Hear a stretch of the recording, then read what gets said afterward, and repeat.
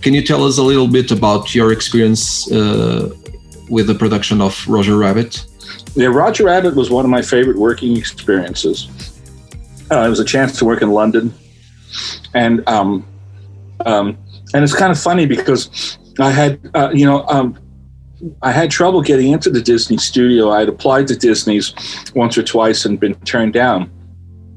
And when I was at when the Filmation studio was going out of business, I went to London to visit my friend Eric Goldberg at his studio called Pizzazz in Soho in London. And so we were doing commercials. And while I was there, I went up to have lunch at the Roger Rabbit crew. And I ran into another animator friend who said, "Why don't you go say hi to Dick?" I said, "Well, I haven't talked to Dick in a couple of years. And I think he's mad at a lot of people that I'm friends with. So I don't know what he thinks about me." And Chuck goes, "It only hurt for a minute." I go, "Oh, okay." So I stuck my head in the door and said, "Hi, Dick." And Richard Williams went, Sito, you have to work on this movie. You're hired." So, well, my wife's a checker. I go, "She's hired too." And he just took me by the hand and walked me into Don Hahn, the producer. He said, "Don, this is Tom Sito. He's funny. Tells stories. Hire him." And Don goes, "You're hired." And that was it. So like, okay, I'm on this picture, you know.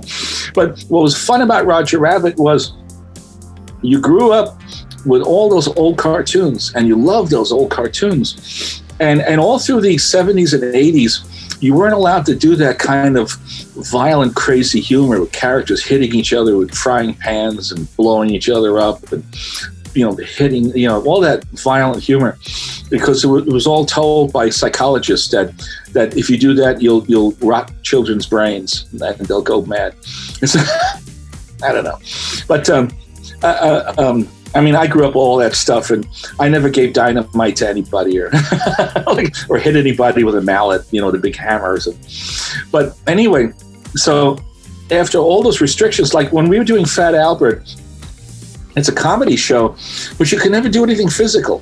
Anytime you want to try to do any kind of comedy, they say you can't do that, can't do that. The only thing I could get away with was what's called spit takes. And a spit take is when a character goes like that. It's like that's like the only physical humor I could get in the show. So then we're on Roger Rabbit, and it's all this crazy humor. It's all this wild stuff, you know. And I read the script, and I was so used to movies where they start good and then they slowly cut all the good stuff out.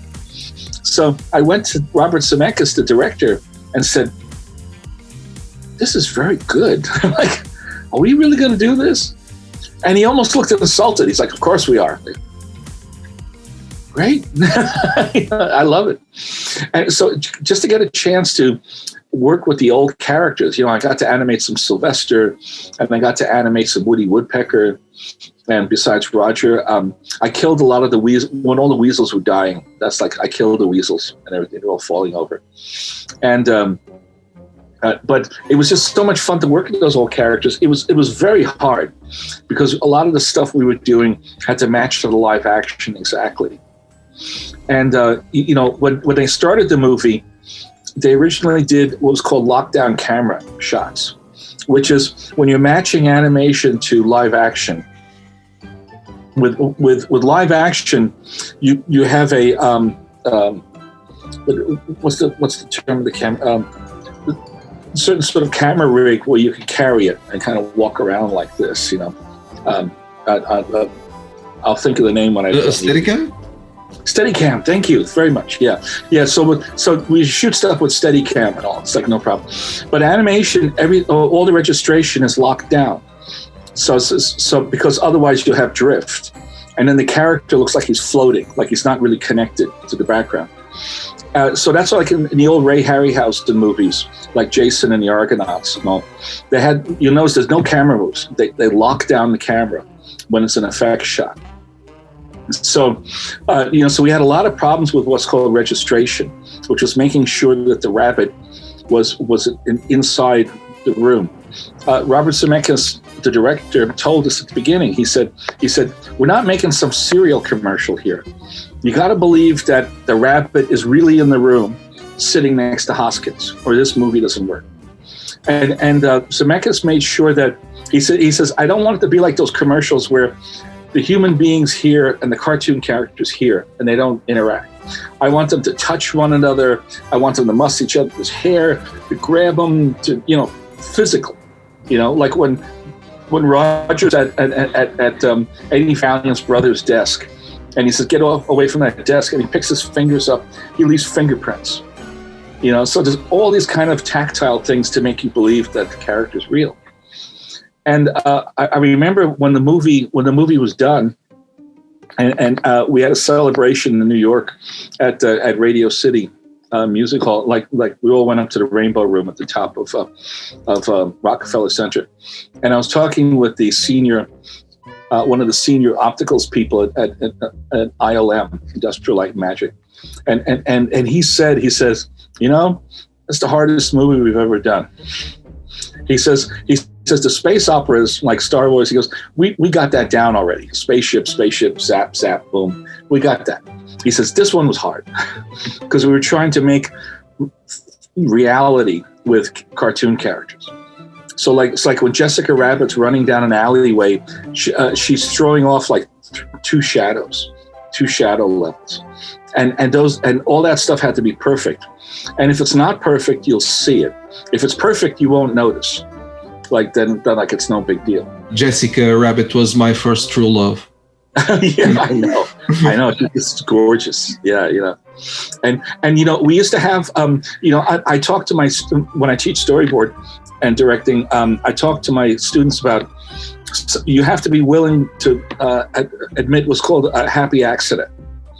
And a happy accident is when something just comes up that you just go, oh, let's leave that in. That's good. I like that, And when Jessica's singing her song in the nightclub, the live action actors that are in the room are doing what's called walla.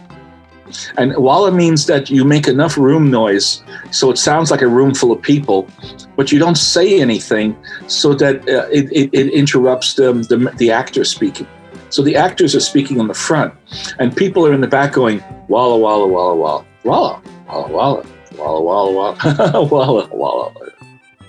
So that's what the actors do. And it creates ambient room noise. So when Jessica was doing her song, all the other people in the nightclub are going, oh, Jessica, he's so, he's so beautiful. And at the very end, when Jessica leans into Hoskins and goes, why don't you do right like some other men do? And she says, get out of here, give me some money too. Why don't you do right like some other men? Pause. Do. And Jessica leans in, grabs Hoskins by the tie, pulls him right up so that their lips are almost touching. And she says, why don't you do right like some other men? Pause. Do, like that.